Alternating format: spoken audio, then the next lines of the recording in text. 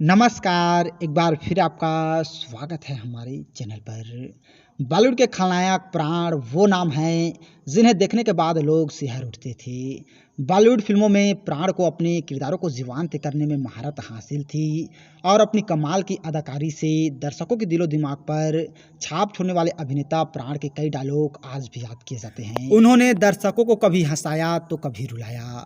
भले ही अब वह हमारे बीच नहीं है, लेकिन अपनी खलनायकी और रफ्तार अंदाज के लिए आज भी लोकप्रिय है। और आज उनका जन्मदिन है, तो आज हम लोग प्राण साहब से जुड़े कुछ ऐसे रोचक बातें करने वाले हैं जिसके बारे में बहुत ही कम लोग जानते हैं। प्राण साहब का जन्म 12 फरवरी 1920 को हुआ था और प्राण साहब का पूरा नाम प्राण कृष्ण सिकंद था।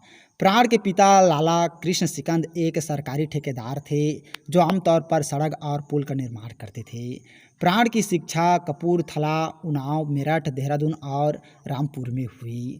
पढ़ाई से दूर भागने वाले प्राण साहब फोटोग्राफर बनना चाहते थे और उन्होंने अपना स्टूडियो भी खोला। इसी स्टूडियो के काम के दौरान निर्देशक मोहम्मद वली की उन पर नज़र पड़ी और वह सिनेमा की तरफ बढ़ गए। उन्होंने अपनी अदाकारी से 1940 से 1990 के दशक तक दर्शकों को अपनी दमदार अभिनय का मुरीद बनाया। फिल्म यमला जट 1940 में प्रदर्शित हुई और काफ़ी हिट भी रही और इसके बाद तो प्राण साहब ने फिर कभी पलट कर नहीं देखा और लाहौर फिल्म उद्योग में एक नकारात्मक अभिनेता की छवि बनाने में कामयाब हो चुके थे। और दोस्तों, पहला उन्हें ब्रेक 1942 में फिल्म खानदान से मिला और इस फिल्म की हीरोइन नूरजहां थी। देश के बंटवारे के बाद प्राण साहब ने लाहौर छोड़ दिया और मुंबई आ गए। लाहौर में प्राण साहब तब तक फिल्म जगत का एक प्रतिष्ठित नाम बन चुके थे और नामचीन खलनायकों में शुमार हो गए थे। प्राण साहब ने 1948 से 2007 तक सहायक अभिनेता के तौर पर काम किया और वह बॉलीवुड के ऐसे अभिनेता हैं जिन्हें मुख्यतः खलनायक की भूमिका के लिए जाना जाता है। प्राण साहब ने शुरुआत में 1940 से 1947 तक नायक के रूप में फिल्मों में अभिनय किया।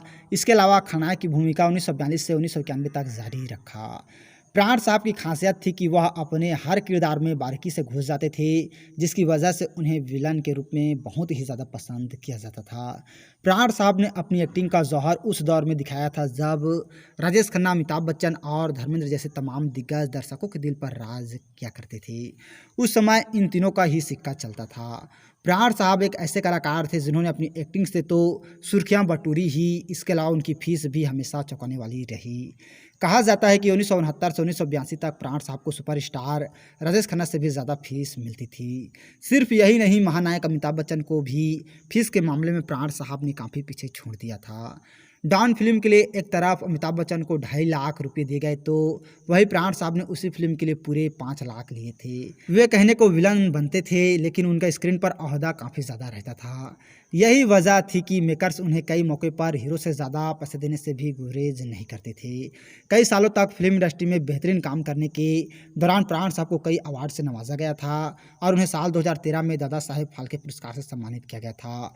और इसी साल प्राण साहब इस दुनिया से अलविदा कह गए थे, जिसका दुख हमें बेहद ही ज़्यादा है। और आज है प्राण साहब का जन्मदिन, तो हम लोगों की तरफ से प्राण साहब को जन्मदिन की बहुत बहुत बधाई। और वे जहाँ भी रहें, खुश रहें, आबाद रहें, हम लोगों की यही दुआ है। तो और इसी तरह की जानकारी के लिए अगर अभी तक आप लोगों ने हमारे चैनल को सब्सक्राइब नहीं किया है तो प्लीज़ दोस्तों हमारा चैनल ज़रूर सब्सक्राइब कीजिएगा और वीडियो को अभी तक लाइक नहीं किया है तो लाइक कीजिएगा, शेयर कीजिएगा। थैंक्स दोस्तों हमारी वीडियो वॉचिंग करने के लिए।